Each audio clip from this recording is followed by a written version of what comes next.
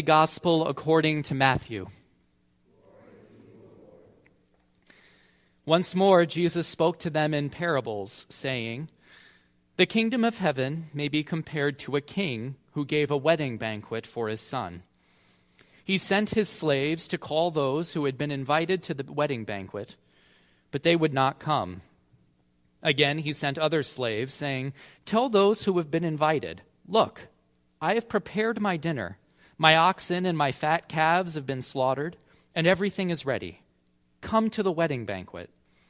But they made light of it and went away, one to his farm, another to his business, while the rest seized his slaves, mistreated them, and killed them. The king was enraged. He sent his troops, destroyed those murderers, and burned their city. Then he said to his slaves, 'The wedding is ready, but those invited were not worthy. Go therefore into the main streets and invite everyone you find to the wedding banquet.' Those slaves went out into the streets and gathered all whom they found, both good and bad, so the wedding hall was filled with guests.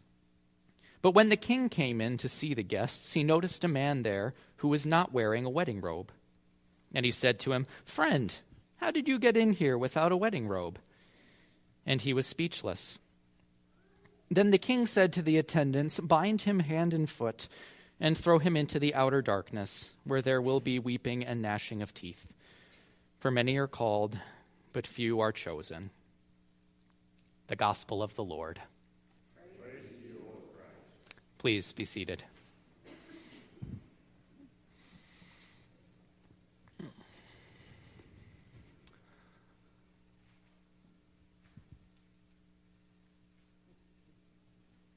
Grace to you and peace from God and our Savior, Jesus Christ. Amen. Be prepared is the Boy Scout motto. I think it may be the Cub Scout motto too. It's at least tied together into the whole scouting thing. And as a Tiger Scout, Cub Scout, Boy Scout, be prepared was a big part of my growing up years. And they sort of grow you into this be prepared idea. So, for example, when you're a wolf, which is one of the lower down ones, you start tiger, wolf, bear, and then you're something called a weeblo, which isn't really a thing. It's like a contraction of a phrase. When you're at a wolf, being prepared is a fairly easy thing to do. You remember when the meeting is and you show up. I mean, so it's a pretty, two-step process. Remember and go. You just have to be ready to make a birdhouse if you're going to make a birdhouse. You have to be ready to bring the popcorn home so that you can sell it and then get ready to do all of those sorts of things. But being prepared just sort of means showing up, getting ready. When you get further and further into Scouts, you sort of remember all of these initial lessons about being places on time and being ready for anything, but you start to do things that require a little bit more preparation.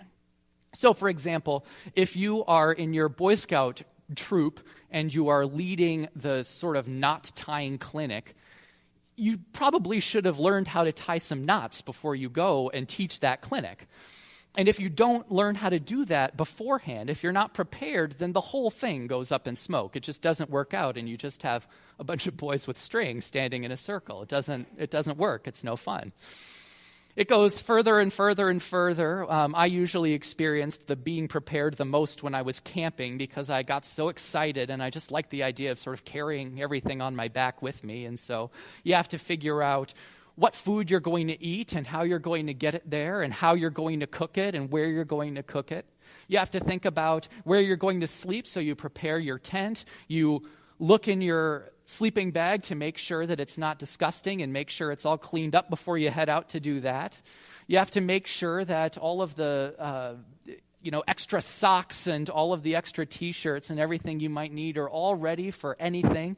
If you're prone to snake bites, you've got your snake bite kit on you. If you're worried that you're going to break your leg, you get the knowledge of how to make a splint out of sticks together.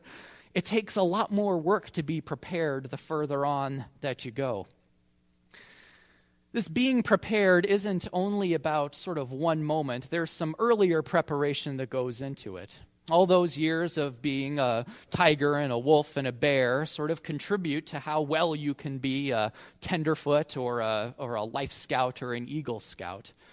And in fact, all of those moments of preparation lead on to other moments of your life. It's not just a one-time deal, but it sort of stretches outward in different directions. When you prepare yourself for something, you realize where you're going. You get a sense of what to expect. You get a sense of what's important and what you need to focus on and how it's all going to fit together in the future. You're recognizing what matters. You're recognizing how the whole situation is a part of a whole. When you're not prepared, you're probably ignoring how all of these things fit together. Or you're thinking about some other thing. So, for example, if you show up in the middle of the woods with a backpack that only has a one change of clothes, well, maybe you just weren't paying attention to all of the things that actually go into camping. Maybe you were a little bit distracted from everything that you might have known. Not being prepared sort of gives you a tunnel vision. It doesn't help you see all of those other things that are going around, that are going on, all of the other contributing factors. When you're not prepared, you can't see that. When you are prepared, you see how all of these things fit together, how everything is a part of a whole, and you move your life and arrange the way you live according to that pattern and according to that whole. One of the Israelites' problem, and this situation shows up in both of the readings we heard today, is that these Israelites and the people that Jesus talks about in this wedding feast are all people who are only thinking about one tiny moment. And they seem to be missing the capacity to think about the time when they were a tiger cub and a wolf cub and a bear and all of these other things. They've completely forgotten the story leading up to that moment. So, for example, for the Israelites, they've completely forgotten the fact that moments ago in the story, paragraphs ago in the story, they were led across the sea that God had divided the waters of. They were led out of Egypt, a place of slavery and bondage, by their God who had done great signs and great wonders and who had revealed to Egypt that God was in fact God. Their whole story is bound together with this God that has walked them through the desert, that led them through a pillar of cloud, led them through a pillar of fire, showed them what it was like to cross a sea on dry land and bring them safely to the other side. Well, Moses goes up the mountain, and God is up there too. And the Israelites look around, and they only see what's right in front of them, and they think, we don't have a God. We've completely lost track of any God we have, and so they start grabbing earrings and bracelets and watches and whatever else they can find, and they make a God for themselves. They lack the ability to recognize how that moment is a part of a greater moment, is a part of a bigger moment. And they fool themselves into thinking whatever they do in that particular moment is the most important thing. They distract themselves from the way that their life in that moment is connected to every other moment that they've encountered. Now, you and I have probably found yourselves in similar moments when you find yourself either grieving or there's a situation where there's a problem that needs to be solved, and there's nothing else happening in the world. You've had no experience beforehand, and there will be no experience afterward that matters as much as that particular moment. The coffee isn't made. What's another one?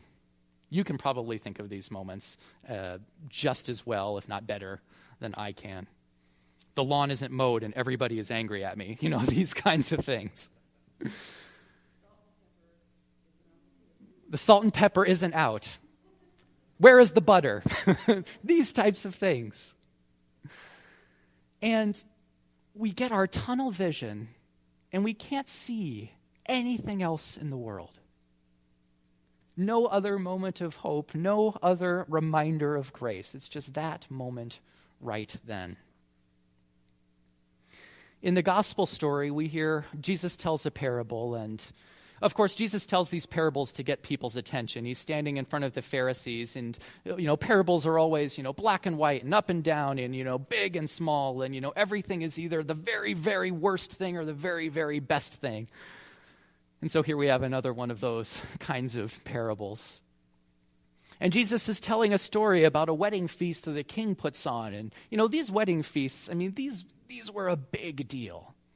This was one of those moments that the whole kingdom celebrated in. This was one of those moments where everybody could just sort of come in and they could feast and they could be a part of the party. Everybody is invited. Everybody's having a great time. And it's the talk of the town. You've been talking about it for weeks and months, and you've been, imagine one of those grand balls that might have happened in another era, where everybody is ready and they all have their dresses and their carriages pulling up. Like, this is the kind of banquet we're talking about. Everybody is invited. But at that present moment, when the day finally comes and everybody sort of looks at their invitation on the wall, whatever they are doing in that moment completely takes precedence. Oh, I have to take care of a thing at home, or, oh, the business, I just need to look at the spreadsheet a couple more times, things like that. And that moment becomes so much more important than that whole banquet that they completely miss out.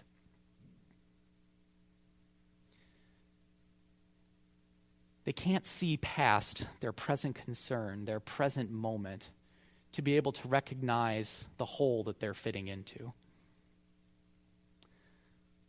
Our moments are connected to other moments. This time is connected to other times. And I'm not saying, don't let yourself appreciate the moment you're in, because certainly we all hope that we can come into this space and sit and listen and worship and be glad and then go feeling good and well and empowered. We wouldn't want to bracket this off. We wouldn't want to ignore how this affects every other moment of our life. If we walked in here and worshiped and then walked out and never thought about God again until next Sunday, that wouldn't be what we're going for. There's something to be said for mindfulness now, but there's also mindfulness in the week ahead. There's remembering what's happened in the week past, in the weeks past, and lives past that bring us to this very moment. But you don't want to be distracted in this moment either by something that's nagging you or something that's bugging you or something that's overtaking you. Because we have a story. We're a part of something bigger. There's a story of God's people that isn't limited to this space, limited to this time, although this time is a part of it. We're a part of God's story that stretches backward and stretches forward, a part of a grand story. And if we're not prepared to recognize that in the very moment we're participating in it, we can miss out. If we're not thinking about the ways that this moment or any moment is connected to all of the moments, we miss out. We don't see God where God is. We don't recognize that God is only on top of the mountain right now and will be right back. We don't recognize that there is a wedding feast going on that everybody has been invited to, and we stay home and miss out instead. In the midst of so many competing attentions and distractions and things that we could focus on, these stories call us back to recognizing the hole that we fit into. These are stories that call us back to recognizing that there have been generations of people who have crossed deserts and oceans before they arrived in this space. And it's a story that helps us remember 2 weeks, 3 weeks, 4 weeks, 4 years from now, that there will have been faithful moments of God's presence in our lives that we can remember. We can look back at those knot-tying clinics whenever we need to figure out how to strap something to something else. We can look back to those early moments of learning what it's like to be prepared and what it's like to look around and see how things are connected, so that we can learn what it's like to receive an invitation to a banquet, so we can know what it's like to receive an invitation to the Lord's Supper and to be a part of the kingdom of heaven and dress appropriately for it, as this parable words it. If you're showing up to the wedding banquet in short shorts and a tank top, you're not prepared. You're missing out. And we've all been not dressed in the right way to some things. If you've ever been running around and you're trying to get stuff done at home and then you run off to something and you realize, I'm not dressed appropriately. I'm not prepared. That's what this parable is talking about. Know where you're going. Know what God is doing. And be ready for it. We're working on dresses today after this service, and this is just another extension. It's not exactly the same as this parable. But when we make these dresses for these girls, we're not just giving them clothes, we're giving them the confidence to walk out of their house. We're giving them the confidence to be who they are in the world. We're giving them the confidence to be a part of their community and a part of their culture. We're giving them the ability and the wherewithal and the agency to be connected to all of the other people in their community, to go to school even. We're giving them the opportunity to be prepared for their lives. It's not just one moment at 6 o'clock in the morning trying to figure out what to wear, but it's every moment thereafter. It's preparation for a day where you discover who you are, discover the things that you can do. Through these stories, God compels us to be prepared, to live our lives in a world that God is constantly reminding us of God's presence. In each moment, in each place, there is yet another invitation to God's banquet waiting for us. There is another opportunity to remember the way we were led across the sea and led by fire and led by cloud. When we're prepared, we recognize that story. We recognize that we're a part of it. So that in any given moment when we're really worried about the salt on the table, or we're really worried about getting the bathroom clean, or we're really worried about that one bill that we have to pay, or that one diagnosis, we can remember that that moment is not the only moment in the universe. And you don't have to fill it up with a golden calf. And you don't have to throw away the entire invitation because that moment seems to take precedence. The way to do it is to bring that concern, bring that distraction with you to the banquet, and find out how God is present even then. Tack that invitation that God has up on your wall. Do whatever it takes to remind yourself of God's presence, of God's story, and remember that you're a part of it. Amen.